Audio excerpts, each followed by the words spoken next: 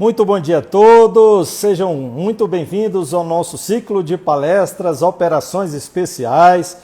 Hoje teremos a honra de receber aqui o nosso grande amigo Giovanni Piero Spinelli, diretamente da Itália.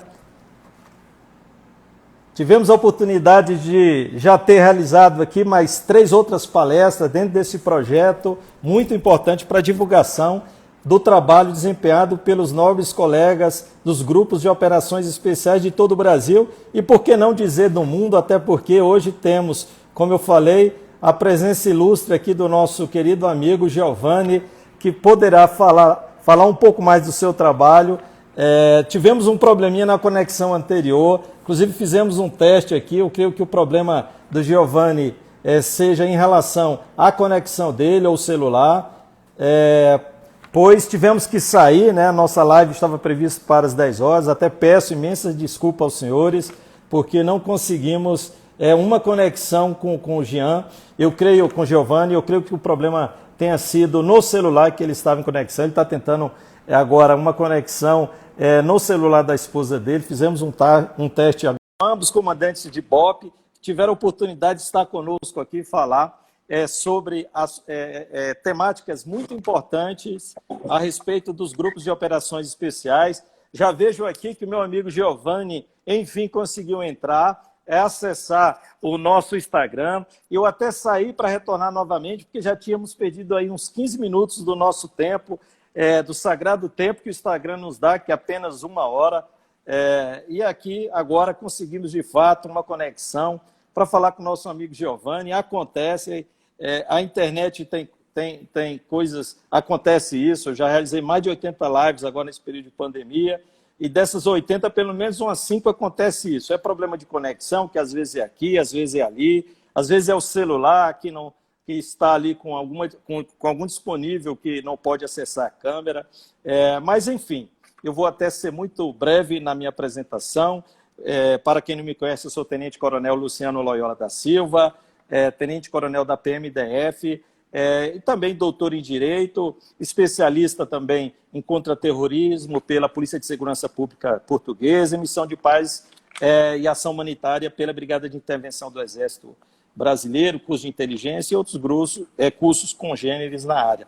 E tivemos a oportunidade de conhecer o meu amigo Giovanni, que esteve conosco no nosso Congresso Internacional de Ciências Policiais, falou de uma temática muito interessante, que é sobre a relação entre o Hezbollah e o PCC, e eu já convido os senhores para que possam acessar a nossa página no YouTube, do canal da Editora Última Raça no YouTube, e ter a oportunidade de acompanhar a palestra que o Giovanni deu no nosso Congresso Internacional, assim como outras palestras que já tivemos a oportunidade de realizar, palestras, bate-papos, conversas com diversos especialistas, não só do Brasil. Giovanni, meu nobre amigo, seja muito bem-vindo. Obrigado por mais essa parceria. O Giovanni e os senhores terão uma oportunidade de perceber pela sua fala, um profundo conhecedor nas temáticas de inteligência, operações especiais, contra-terrorismo e também contra-terrorismo e terrorismo. Vou ler aqui de forma muito rápida o currículo do Giovanni, que também é um currículo muito vasto, mas eu vou tentar aqui resumir muito o seu currículo. Ele é ex-paraquedista da Brigada Folgore do Exército Italiano. Inclusive, no Congresso, teve, eu acho que foi um PQD lá, que falou que não existe ex-paraquedista, viu, Giovanni? Você viu como o S-DOT, contratado em países de alto risco do Oriente Médio, África, América Latina, Europa, é especialista em inteligência, antiterrorismo, contra-terrorismo, operações especiais, é consultor independente da OTAN e é administrador da STAN, que é sediada em Londres, na Inglaterra, que chegou ao Brasil há pouco mais de um mês, né, Giovanni? E uma empresa inglesa com proprietário e administrador italiano, e que com a larga experiência também em terras brasileiras e que pretende trazer um conhecimento da mais alta qualidade na área de inteligência, na área de operações especiais. Então, eu convido os senhores também já a acessar o site da STAN no Brasil, também acessar as redes sociais, o Instagram, depois eu vou passar para os senhores e a gente vai ter oportunidade de falar um pouco mais. A tio Giovanni, se quiser, fique à vontade também para falar do trabalho realizado pela Stan no Brasil. Giovanni, seja muito bem-vindo, meu amigo. A palavra é sua. Só lembrando que a palestra tratará sobre o papel das tropas de operações especiais no enfrentamento do narcoterrorismo e crime organizado. E que venha ao encontro das duas palestras anteriores que nós realizamos aqui, que também falaram dessa questão da relação entre a questão infelizmente, né, das facções criminosas que, de certa forma, hoje têm causado extremo prejuízo na segurança pública brasileira e como as tropas de operações especiais podem atuar nesse cenário. Então, a palestra do Giovanni, obviamente, com enfoque internacional, né, Giovanni? Mas também com experiência no Brasil. Giovanni, a palavra é sua, meu amigo. Bom dia a todos. Espero que vocês consigam me ouvir bem. Me ouvir alto? Perfeito. Ótimo. Então, principalmente quero agradecer o Coronel Loyola por essa grande oportunidade de poder participar dessas palestras. Vou começar essa palestra falando uma coisa muito importante que eu falo todas as vezes que eu dou aula no Brasil.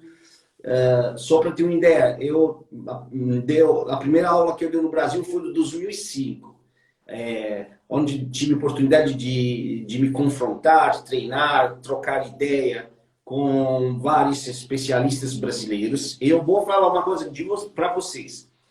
Eu considero os policiais brasileiros entre os policiais mais operacionais do mundo.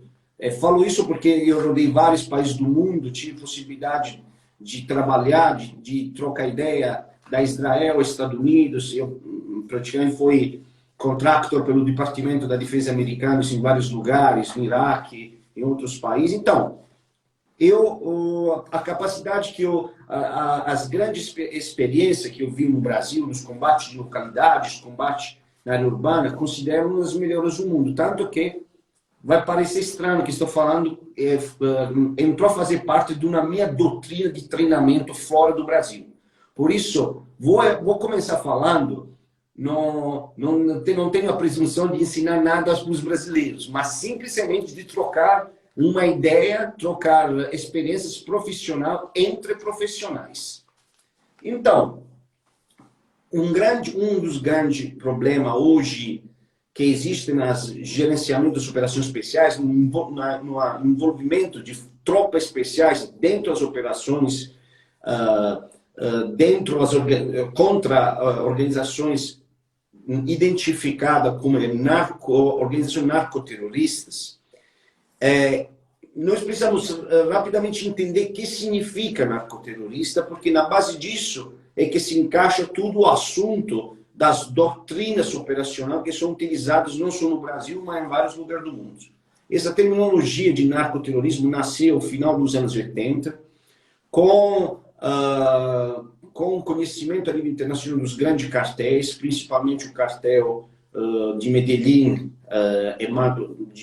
comandado a Pablo Escobar, mas também de outros cartéis colombianos. É daquelas organizações terroristas que de qualquer jeito mantinha essas relações com os cartéis internacionais para poder se autofinanciar. Então, o que aconteceu? A parte terrorística se encaixou com as partes criminosas, usando a droga para comer trâmite de autofinanciamento, porque caiu com a queda da Guerra Fria, os países do Pacto de Varsóvia, que financiavam alguns grupos terroristas, pararam de financiar. Então, os grupos, principalmente de matriz marxista, mas também grupos terroristas, jihadistas ligados ao terrorismo de matriz jihadista, como se fala, procuraram um outro vector para poder se autofinanciar, para poder conduzir a luta, financiar as operações. Assim nasceu o narcoterrorismo. Tinha uma organização terrorista que explora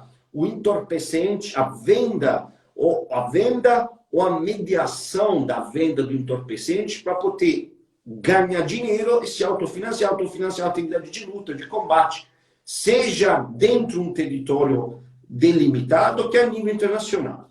Então, ao final, o narcoterrorismo não é outro que uma forma de terrorismo. O terrorismo nós sabemos muito bem que é uma estratégia onde praticamente vem usadas a violência política para um fim político. O terrorismo é uma das metodologias de combate mais rafinada, porque uma metodologia assimétrica, porém não tem regras delineadas, é que claramente tem como objetivo alcançar alvos civis para poder influenciar uma decisão política da parte do decisor político, ok?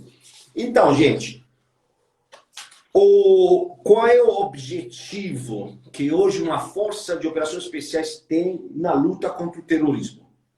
Claramente... Giovanni, Alô?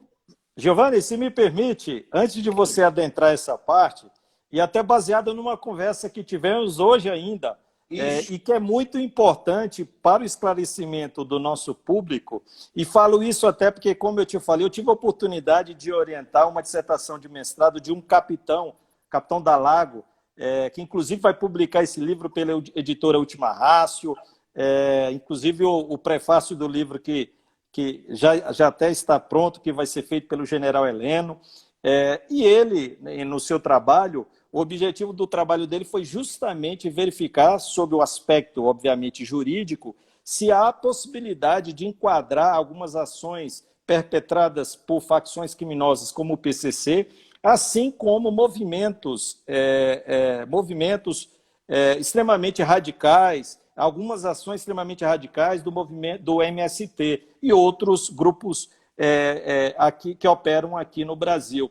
Então, a discussão dele é justamente isso, analisar seu ponto de vista, uma vez que o atual regime jurídico brasileiro não permite esse enquadramento. Então, você falou muito bem dessa parte teórica, e eu gostaria só que você fizesse um ponto de situação, até por conta da nossa realidade brasileira, no seu ponto de vista, se há dificuldade ou uma facilidade em enquadrar essas ações como ações terroristas.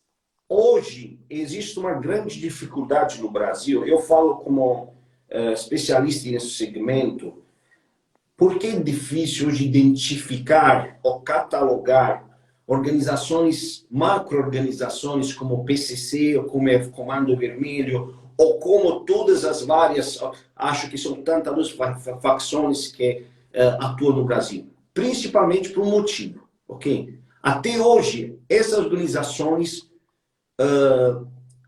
A violência perpetrada nessa organização não tinha como única finalidade alcançar, atacar um alvo civil para produzir repercussão política. Os civis que foram mortos, um exemplo, na bala perdida, no confronto com a polícia, são efeitos colaterais de uma ação que é perpetrada entre os grupos criminosos e a polícia. Então, no Brasil, nunca tive uma autobomba que foi feita explodir, um exemplo, em uma praça, ou em uma boate, um atirador ativo que, como a reivindicação, após o atentado, atirou em cima de um grupo de pessoas civis. Então, no momento que a ação não envolve como objetivo primário da parte de um grupo terrorista, um grupo criminoso, civis, não pode ser considerado terrorista. No Brasil, em verdade, existe uma forma de criminalidade organizada com estrutura operacional ligada à modalidade insurgente, de insurgência. Isso é claro, é identificado, você sabe melhor que eu, no Rio de Janeiro, onde a força paramilitar estruturada dentro de uma organização de narcotraficantes tem uma capacidade militar de fechamento, de controle de área geográfica do país. Então, não pode ser considerado uma organização terrorista, mas uma organização criminosa com competência e capacidade militar e operacional de caráter insurgente, cioè de caráter assimétrico, com capacidade tática e estratégica de poder enfrentar forças convencionais e também forças especiais.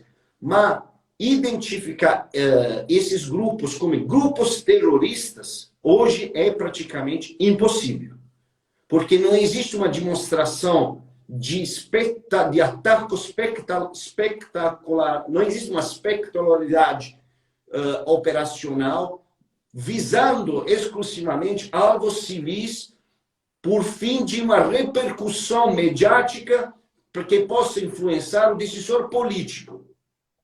Os mortos civis que infelizmente tem cada ano no Brasil são efeitos colaterais de enfrentamento entre dois atores: polícias, representantes do Estado, e narcotráfico, facções representando o narcotráfico. Ok?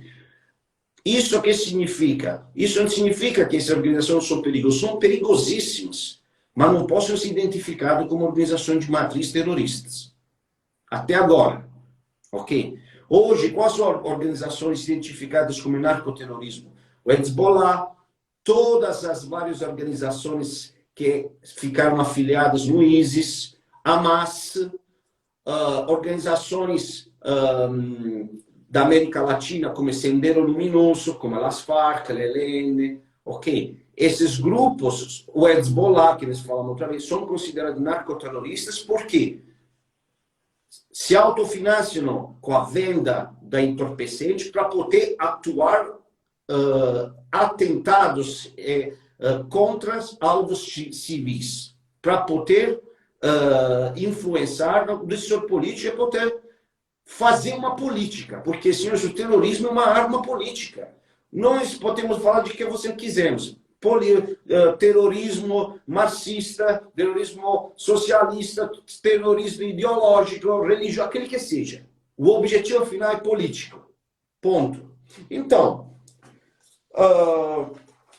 tirando isso, as atividades também dos grupos brasileiros são de caráter assimétrico, de caráter altamente estrutural, ok? Porque em algumas situações nós no Brasil mesmo, já tínhamos a capacidade de ex-militar, de se juntar com a organização criminosa, então passar a organização criminosa um grande know-how. Eu lembro na época, quando estava no Brasil, principalmente nas favelas do Rio de Janeiro, da Zona Oeste, tinha uma grande presença de ex-soldados que, infelizmente, depois de anos de serviço, passaram praticamente a servir o narcotráfico. Mas isso acontece em todos o lugar do mundo, não é só uma situação brasileira. Infelizmente, que tem know-how, muitos têm know-how e não tem moral. Então, que não tem moral cai na mão do tráfico ou da criminalidade. Isso existe. Eu já vi isso na luta ao terrorismo no Iraque, na Afeganistão, em vários lugares do mundo.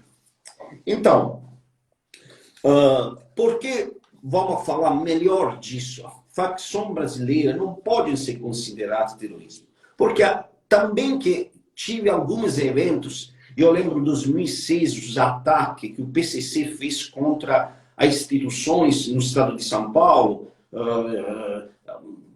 que foi uma coisa extremamente espetacular. Claramente, para algumas coisas, eu acho que tive uma regia, um suporte também externo ao PCC, porque como foi organizada, principalmente aquela, quando foram momentaneamente sequestrados os jornalistas da Globo, se não erro, com certeza tive um gerenciamento também de entidade estrangeira. Mas vamos lá. Por que não pode ser considerados narcoterroristas? Porque as ações contra os alvos civis, como incendiar ônibus, atacar hospitais, etc., não tinham um envolvimento direto com o objetivo de matar civis. Foi uma ação de altíssima espetáculo, um grande show, mas ao final não tive como objetivo primário. E foi uma ação limitada àquele evento. Giovanni, você consegue apontar um outro estado em que houve a ocorrência de situações como essas que aconteceram no Brasil e que foram perpetradas pelo PCC, ou a situação brasileira é uma singularidade? Não, tive muito outro estado. No Oriente Médio é uma coisa que acontece continuamente isso. Para te falar, Israel tem 4, 5 ataques a mais cada dia. Em outros países, no Peru, mas também na Colômbia, a Farc, nos anos passados, tive um desenvolvimento de ataque diretos contra instituições civis de alto porte, praticamente. Só que foi um objetivo claro, porque alcançar um objetivo, no momento que eu coloco uma bomba em uma boate, ok, serve para dar um sinal ao Estado, um sinal legado a uma forçatura de negociação política. Então, o civil serve como vector de negociação política, ok? Isso em todas as organizações, acontece em todas as organizações. Isso no Brasil não aconteceu. Por isso existe a grande dificuldade de identificar o PCC como uma organização narcoterrorista. É uma organização de alto porte criminoso, altamente estruturada, organizada também a nível paramilitar, mas não pode ser identificada como uma organização terrorista. Também, por isso, existe uma grande dificuldade de interpretar a atuação de uma força especial dentro de um cenário híbrido, que é aquele das organizações criminosas brasileiras, que não são organizações terroristas, mas também não são organizações simples.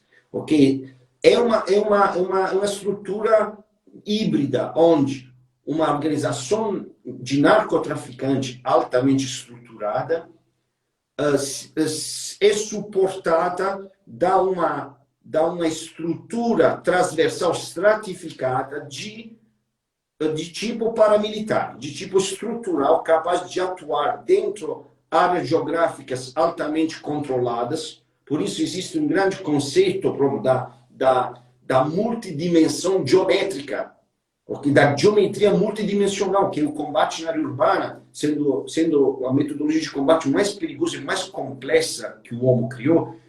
As organizações têm uma assimetria, uma capacidade de assimetria fortíssimos, que eu já vi isso em outros países, como Israel, mas também no norte do Iraque, como Mosul, Fallujah, onde as estruturas paramilitares eversivas tive capacidade de controle total da área geográfica, praticamente tem uma capacidade seja de desenvolvimento de combate direto, mas também de ações de guerrilha contra guerrilha e principalmente de insurgência, porque nós falamos de insurgência quando ações assimétricas é feita na área urbana, não na área rural. Isso seja bem claro. Com capacidade de alvejar principalmente, e tem uma ação de contenção contra o Estado. Então, isso é uma coisa muito importante, porque quando nós falamos de operação em área urbana, falamos de densidade de território urbano. Ok? Essa densidade não é outro que uma equação entre os 3 elementos. Densidade do terreno urbano, onde nós analisamos a geometria, a construção da habitação, a alteração do clima, o material que é utilizado pela construção da estrutura arquitetônica, tudo que são as geometrias ligadas ao ambiente. A densidade, praticamente, do ambiente, devido a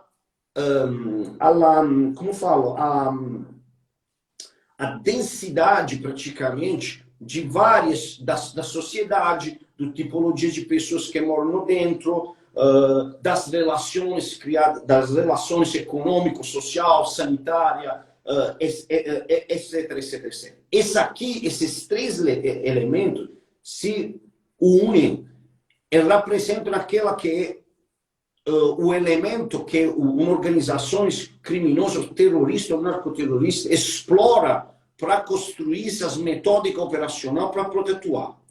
Isso é o grande problema que muitas vezes envolve as operações especiais. Muitas vezes, as atividades de operações especiais se enfrentam objetivos onde, muitas vezes, o completo conhecimento desses três elementos são, muitas vezes, como fala, alterados, muitas vezes não conhecidos 100%, porque muitas vezes não existe uma penetração e uma presença constante de um elemento fundamental dentro da área geográfica urbana, que é o setor de inteligência. Nós podemos ter o melhor grupamento de força especial do mundo. No mundo existe muita, cada força especial, cada país tem uma expressão nas operações especiais, devido também ao interesse estratégico e tático daquele país ao redor do mundo ou interno. Mas o núcleo principal, a dificuldade que muitas vezes se encontra no desenvolvimento das operações, naquele que se chama o ambiente a geometrias variável, que é um ambiente urbano, é a capacidade de ter uma permanência, um elemento de permanência de inteligência dentro, que tem capacidade de captar, não sei se existe essa palavra em português, de captar as informações, não sendo um elemento externo a uma comunidade ou a um ambiente, mas sendo um elemento integrado interno, capaz de suportar sempre e com constância as operações especiais. Isso é muitas vezes um dos países que principalmente desenvolveu esse tipo de doutrina foi Israel. Israel criou duas grandes unidades capazes de poder desenvolver esse conceito de inteligência permanente dentro do território hostil. Permanente significa aderente, não momentâneo, não que tem capacidade de não temporário, né? Não temporário, mas permanente. Essas duas grandes realidades israelenses, uma é o Shabak, o Shin Bet, e outra é o Yamas, que é a polícia de fronteira, que é o serviço clandestino da polícia de fronteira. Essa unidade mantém dentro daquele que seja os territórios ocupados, que seja a faixa de Gaza, West Bank, ou a Cisjordânia, uma presença constante. Cioè, a organização das operações especiais são organizadas e conduzidas da dentro do cenário, não para fora. Isso cria o quê? Cria uma grande oportunidade de confronto, reduz, desculpe, o nível de confronto e de escalation muito reduzidos, porque se atua sobre alvos cirurgicamente identificados. Então não se vai na procura do alvo.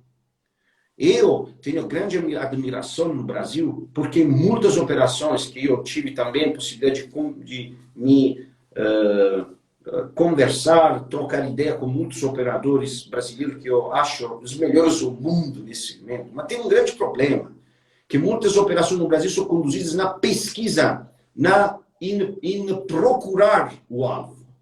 Por quê? Porque muitas vezes falta essa presença de células internas ao cenário operacional. Quando eu falo célula, não estou falando de suporte nativo, do tipo o morador da favela, que mora lá e tem informação na polícia. Não, estou falando de especialistas que ficam aderentes àquele cenário e que no momento certo atuam de jeito clandestinos para finalizar a ameaça ou para garantir, e de jeitos altamente estruturados, as operações que do exterior, da fora do cenário, entram para dentro.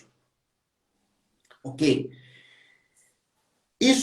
Esse tipo de atividade impõe 4 elementos importantes que fazem parte do conceito de inteligência tática ou inteligência de suporte às operações especiais, que são análise do ambiente, tempo, alvos e motivação. Essa cadeia, se eu posso permitir, essa corrente operacional deve ser sempre alinhada longo uma única linha, que é uma linha de comunicação, uma linha de doutrina que não deve ser mais alterada. Por quê? O ambiente permite nós de adaptar àquele tipo de ambiente, a estudar como operar. O tempo é um elemento fundamental, porque no tempo nós podemos planejar a autonomia operacional dentro de uma área considerada não convencional ou de altíssimo risco, como podia ser uma favela no Brasil, uma comunas na Colômbia, cerros na Venezuela, uma casba nos países árabes, etc, etc, etc. Ok? O tempo permite de vincular a escolha operacional dentro de um ambiente onde a mobilidade pode ser alterada da geometria mesmo do país, do cenário. Porque nós sabemos muito bem, e por isso nos anos passados foi contestei muito, quando muitos operadores americanos, que eu conheço e respeito também, chegavam no Brasil para dar aula aos brasileiros, transmitindo metodologia americana. E eu acho isso absolutamente errado. Por quê?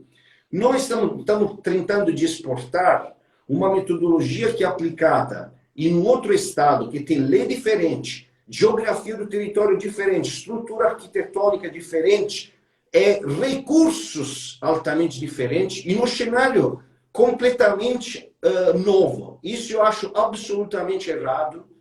Acredito muito na troca de ideia, onde as experiências de vários países possam se encontrar para poder planejar em junto, achar os pontos de forte e o ponto fraco. Um tempo atrás, eu trouxe na Itália uma grande pessoa que eu tenho muito respeito para ele, que é o Major Soares do BOP, um grande professor que eu tenho um grande respeito como profissional como eu, do BOP do Rio de Janeiro.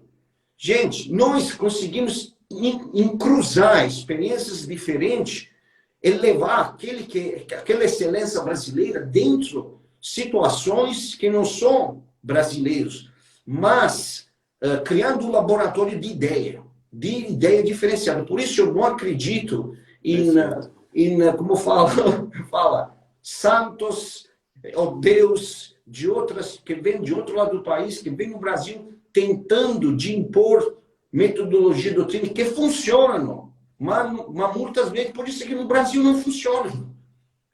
Então, isso aqui é claramente, voltando ao assunto, a análise do alvo é ligada a um setor, a um outro elemento importantíssimo, que é motivação. O estudo do alvo não pode ser praticamente estudado e planejado sem analisar no profundo até o elemento motivacional, da motivação, seja do alvo, do target, seja do operador da Força Especial, ou da Força Especial, porque os dois elementos são elementos congruentes, e os dois elementos sigam uma linha onde uma operação pode dar certo ou pode errar. Então, se nós fazemos um raciocínio tipo matemático, nós vamos ter a operação, essa equação, a operação vezes motivação é capacidade operacional. Esse elemento vale pela Força Especial como para o grupo criminoso, terrorista, narcoterrorista. De jeito algum, nós podemos pensar que só a ação militar, a ação de força, pode ser a resolução definitiva a um problema. Por quê? Uma ação de força, uma ação militar, que seja de tipo convencional, porém com envolvimento de altos números, de impacto ostensivo, que é de caráter não convencional, especial ou extraordinário, onde as operações são conduzidas a pequenos grupos que atuam de jeito cirúrgico, mas as duas coisas são ações que têm valor temporário. Não tem valor a tempo indeterminado. Por quê? A ação militar atua destruindo um alvo, ou capturando um preso, ou eliminando, matando um líder de importância na estrutura, no gerenciamento de uma comunidade, de uma organização. Mas atenção, isso, cuidado, porque isso não significa conseguir quebrar a motivação operacional de uma organização. a motivação, a motivação tática de uma organização que seja criminosa, terrorista ou narcoterrorista pode ser colocada em grande dificuldade só com uma ação constante de desarticulação do framework da estrutura constante. Nós podemos alcançar um objetivo militar importantíssimo dentro de uma organização criminosa, terrorista ou narcoterrorista, do tipo, podemos atacar, matar, destruir uma célula paramilitar, uma célula que atua na contenção, na defesa, que tem a máxima expressão de fogo, de confronto. Não vamos ter um resultado, ok? Um resultado temporário. Por que temporário? Porque aquela organização vai ser, aquela estrutura vai ser substituída da ONU. Retroalimentada, né? Ok? Pensando... Morre um, tem três, né? Exatamente. Lutando pela posição. Três então, mais, né? A ação de força ostensiva, muitas vezes, é uma resposta que o Estado tem que dar para criar uma janela de reprístino da legalidade de tempo temporário. Ok? Imaginamos se nós agora tínhamos capacidade de alvejar uma estrutura informativa dentro de uma organização criminosa, terrorista ou narcoterrorista. Cioè, não tem mais, raciocinando, de não alcançar o ataque contra uma organização de tipo, uma organização, uma estrutura paramilitar, uma estrutura de contenção, mas atacando de jeito inteligente, com o objetivo de desarticular a parte informativa. Aquela estrutura que garante à chefia de uma organização criminal, terrorista, terrorista, a capacidade de informações pelo mantenimento do poder e do controle da organização mesma. Isso existe, isso já é feito todo dia em vários países do mundo, onde a prioridade não é mais atacar a chefia militar, tática de uma estrutura, mas a rede organizativa, informativa, o serviço de inteligência da organização criminal. Isso aconteceu no Iraque. Entre 2015 e 2017, quando foi concentrada a máxima força para conter a estrutura do ISIS, porque o ISIS nunca foi derrotado. O ISIS simplesmente teve uma transformação estrutural da um elemento estratégico convencional, praticamente um Estado, agora a um elemento tático não convencional, praticamente uma organização clandestina, mas não foi derrotado. Mas tudo bem. Para poder desarticular essa estrutura, a primeira coisa que a Coalição Internacional contra o Terror fez é atacar EMNI. EMNI era a estrutura que garantia a inteligência do ISIS. E deu certo. Se as forças internacionais conseguiram ocupar com força cidade como Raqqa, cidade como Mosul, foi porque foi desarticulada a célula informativa que garantia uma informação estratégica e tática, a inteligência de campo do ISIS foi desarticulada. Não foi destruída, não foi derrotada, foi desarticulada. Se criou um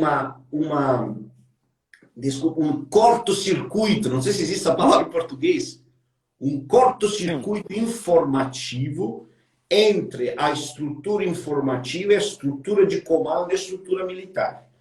Esse corto-circuito informativo claramente criou,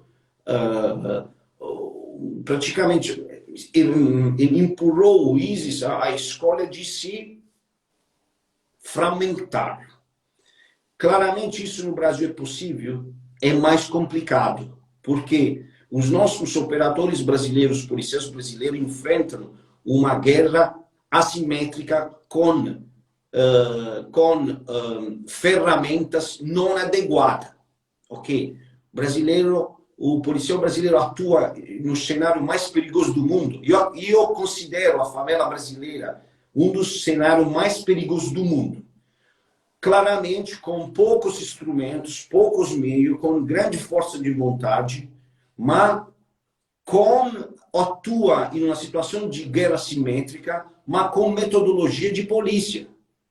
E isso no tempo, permitiu ao brasileiro de desenvolver uma capacidade de tática no combate na área urbana, que eu considero uma das melhores do mundo.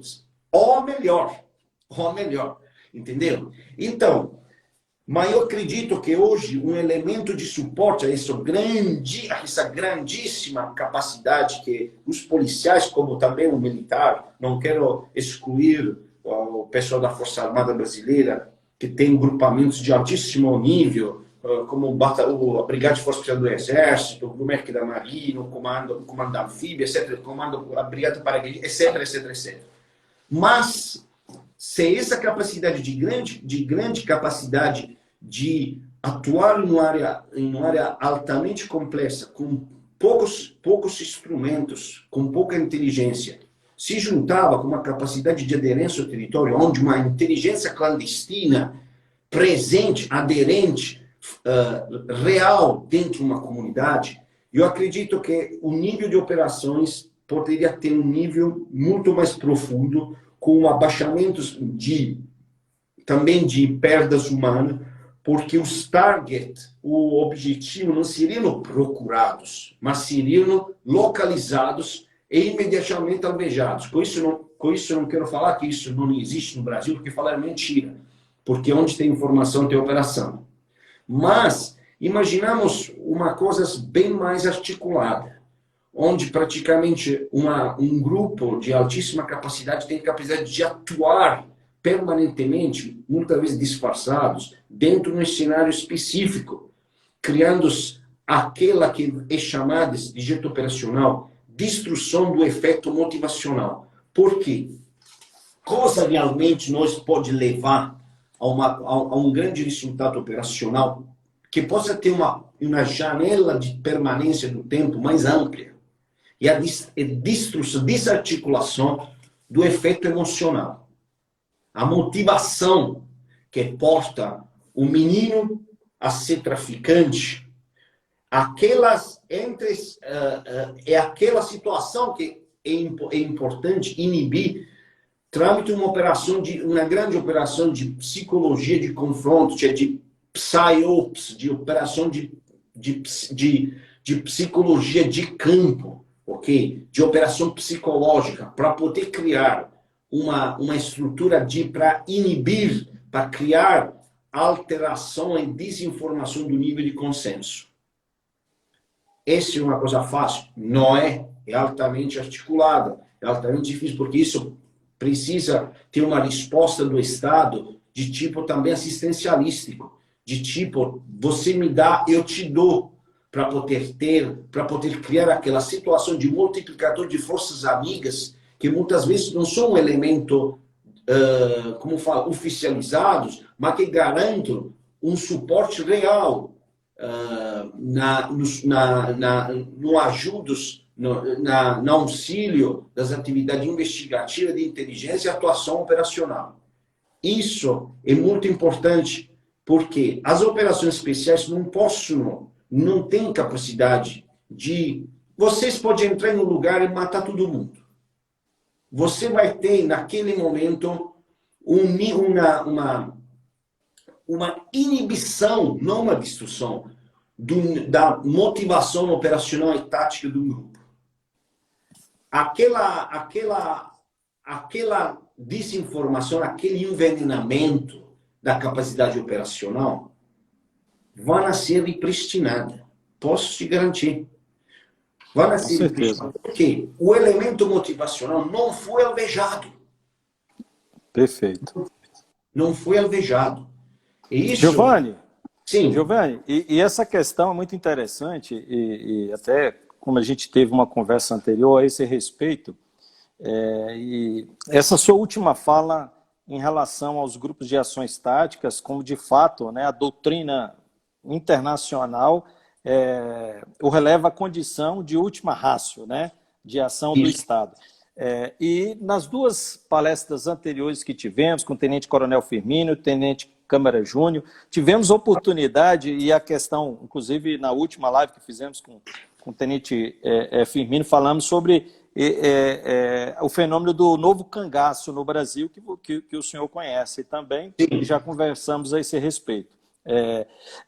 E tratamos dessa questão justamente da necessidade de que as tropas de operações especiais tenham uma especialização, uma maior especialização na área de inteligência, assim como os colegas que operam na inteligência de segurança pública tenham também um conhecimento aprofundado através de uma preparação física e psíquica naquilo que a gente espera de operações especiais, por conta, inclusive no caso do Brasil, de terrenos complexos, né, de deslocamento, algumas intervenções que o agente de inteligência precisa de ter uma preparação física e psicológica muito comum nos grupos de ações táticas e operações especiais.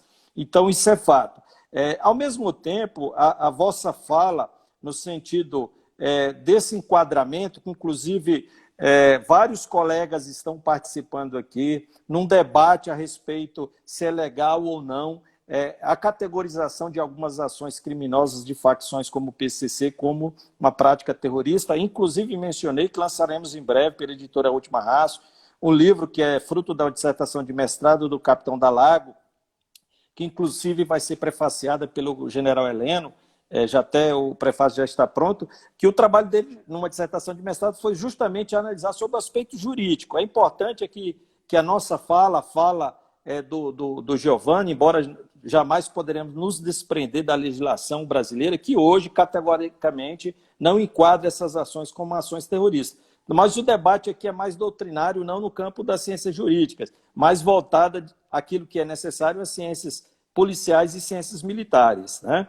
E, Giovanni, de fato, o cenário carioca, que nós já conversamos sobre isso, é um cenário muito complexo, porque envolve, infelizmente, nós tivemos praticamente todos os últimos governadores do estado do Rio de Janeiro presos, envolvidos em ações criminosas, envolvidas, enfim, em práticas delituosas, né? E a gente percebe também na Câmara Legislativa alguns representantes, há relatos, né, de financiamento de campanha por parte dessas facções, tentando emplacar, né, pessoas no Legislativo, no Judiciário, no Poder Executivo. Então, há uma infiltração muito grande infiltração desse crime organizado na política brasileira. E também há a questão de situações como a própria dependência que algumas comunidades têm com essas facções criminosas, né?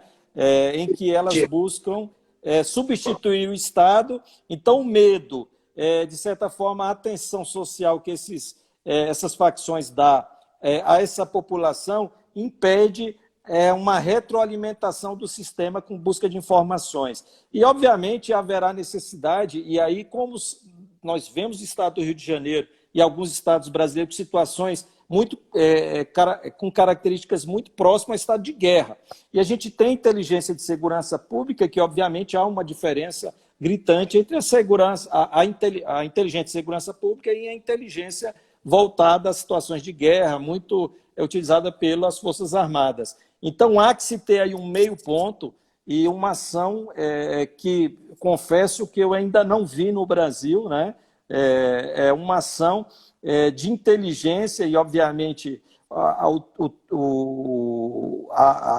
o texto, né, a norma legal, a Constituição e as legislações esparsas terão que ser modificadas visando dar uma liberdade maior para esse operador de inteligência atuar, se infiltrando, para que, de fato, a gente possa ter ações, né, meritórias.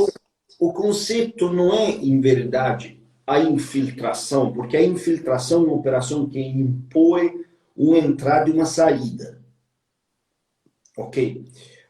É mais do que isso, né? É mais que isso. A infiltração, como fala, impõe uma entrada e uma saída, para isso uma operação dentro de uma janela operacional delimitada. O objetivo é quase como um dos exemplos mais marcantes é as atuações que Israel tem nos territórios ocupados. Os territórios ocupados, como eu falei antes, Cisjordânia, faixa de Gaza, West Bank, etc., etc., são territórios altamente perigosos, porque são territórios controlados por exércitos de terroristas. Exércitos de terroristas treinados militarmente, com uma escala hierárquica bem delineada, com uma motivação ligada ao fator religioso, que é fortíssimo, é político também. Ele consegue atuar adquirindo informações de prevenção. Você imagina hoje, em Israel tem uma média de a inteligência junto com a polícia. Isso eu vou falar não só em Israel, mas também nos Estados Unidos e Europa. Nós temos hoje a capacidade, alcançamos uma capacidade de prever uma média de 20 atentados para mês, que é uma coisa muito grande. Israel superou a Europa de 10 vezes. Por quê? Porque a capacidade de captação das informações ou da presença de interferência ilícita de matriz terrorista ou criminoso de alto porte não é um elemento de uma operações conduzidas em um tempo determinado, não, mas uma presença constante em determinadas áreas. Por quê? O nível de prevenção para poder criar aquela situação de antecipo, okay, de antecipar ações, é devida exclusivamente a uma presença constante. Uma presença constante no território permite a organizações de matriz altamente treinada, com capacidade, com claramente instrumentos, ferramentas idôneas para poder fazer aquele tipo de operação, de ter um monitoramento constante. Esse um elemento de transmissão informativa pelas forças especiais constante sobre principalmente a identificação do alvo. É a capacidade do inimigo de ter, de principalmente entender aquela evolução tática do inimigo. Isso é importantíssimo, isso. É impossível pensar uma operação de forças especiais, de operações especiais, sem uma estrutura de inteligência de alto porte. Mais é forte de inteligência, menos morto, menos possibilidade de efeitos colaterais pode ter dentro de uma estrutura. Principalmente quando no Brasil é muito famoso isso, que há muitas operações são de caráter extensivo, com a presença da tropa que entra. Isso aqui, claramente, eu não vou claramente dar aula sobre como se faz e como não se faz, porque vocês são os melhores do mundo a fazer isso. Ok? Mas muitas vezes eu acredito que alguns tipos de operações feitas de jeito mais cirúrgico, uma cirurgia em um ambiente fechado, como podia ser uma favela, como podia ser uma comunas colombianas, um cerro venezuelano, ou uma casba árabe, pode ser feito se tem uma presença constante de células operacionais dentro.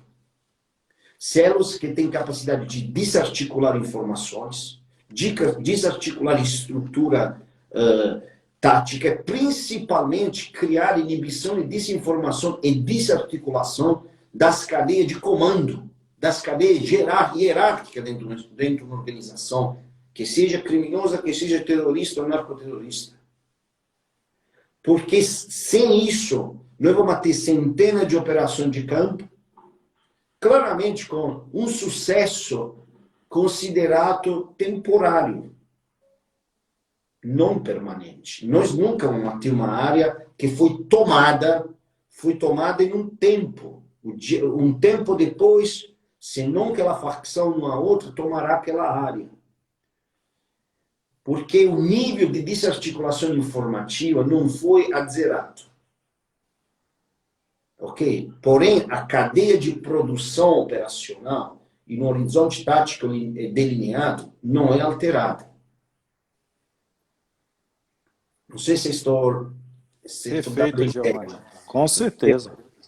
Então, e se nós pensamos que essa motivação é devida também à ideia, à capacidade que uma organização de narcoterrorismo ou de narcotráfico tem devida à possibilidade de ter recurso econômico de altíssimo porte, capacidade, além de financiar operadores armados, mas também de influenciar, tanto o meio econômico, também o suporte político, o suporte informativo. Então, esse elemento aqui que é muito complexo, porque a motivação da estrutura de narcotraficante ou narcoterrorista sabe muito bem que possam operar com meios próprios, não precisa de financiamento de alguém. Então, sabendo que você tem um grande recurso econômico que pode permitir de ter estrutura, cadeia de comando, capacidade econômica, logística de campo, logística informativa de primo nível, devido também à fortíssima corrupção que é feita a diferente nível dentro daquele que é o sistema Estado-país, entendeu? Então, o objetivo, qual é a solução? É difícil falar. Nós não temos solução. Nós temos ideia de destruir. Eu sempre falei, uma estrutura para cair não tem. Se você quebra um apartamento ou um muro em um prédio, pode ser que colapse um andar. Não colapsou o prédio. Se você quebrou as colunas de importância, o prédio vai cair. Então a ideia é isso, desarticular. A primeira coisa é desarticular, para mim, para a minha experiência que eu vi em outros países, a estrutura informativa de uma organização criminal terrorista. Destruir a informação, destruir a cadeia de comunicação, destruir a logística, destruir a capacidade tática no terreno, etc, etc, etc. Perfeito, Giovanni. Giovanni, como a gente já está caminhando aí para os minutos finais, e para que o Instagram não corte a nossa fala, eu gostaria, e aí antes de passar a palavra para você, para que você possa concluir o vosso raciocínio, e aí você vai ter uns 5 minutos aí para falar ainda, eu creio, eu gostaria novamente de agradecer a vossa participação. Obrigado. Como todos puderam perceber aquilo que eu já tinha conhecimento, você é um cara que tem muito a nos ensinar, como você mesmo diz, né? E também a aprender, você gosta muito e tem como referência os grupos de operações especiais e a polícia brasileira, e sempre menciona isso. Já apareceu aviso aqui, na verdade a gente só tem 2 minutos, então vou falar rápido para te deixar pelo menos com 1 minuto. Tá. Então eu gostaria de agradecer a vossa participação. Lembrando, quem quiser ouvir um pouco mais do Giovanni, acessa lá o canal da editora Última Raça no YouTube, tem uma palestra dele sobre a relação entre o Hezbollah e o PCC, e haverão outras oportunidades, eu espero que a gente tenha para conversar sobre esse e outros assuntos. Lembrando que na próxima semana teremos aqui a presença do Tenente Coronel Wesley Santos, comandante do BOP aqui da PMDF, e na outra semana, o Tenente Coronel Alquimar, que é comandante do BOP da Polícia Militar do Ceará. Gostaria de agradecer imensamente a participação de todos. E não deixe de acompanhar na próxima semana e as nossas próximas lives. Giovanni, você tem 1 minuto. Fique à vontade, meu amigo. Então, eu agradeço vocês. Vou falar rapidamente que o dia que eu fui a primeira vez no Brasil, me confrontei com os operadores brasileiros, decidi, tive uma ideia clara.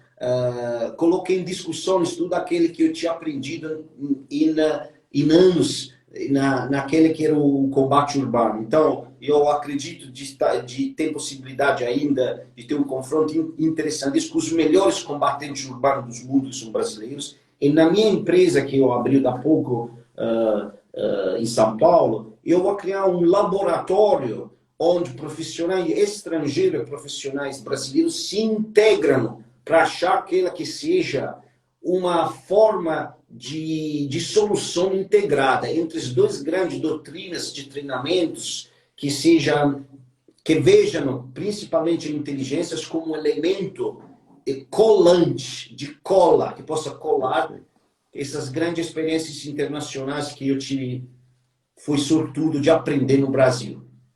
Obrigado. Obrigado, Giovanni.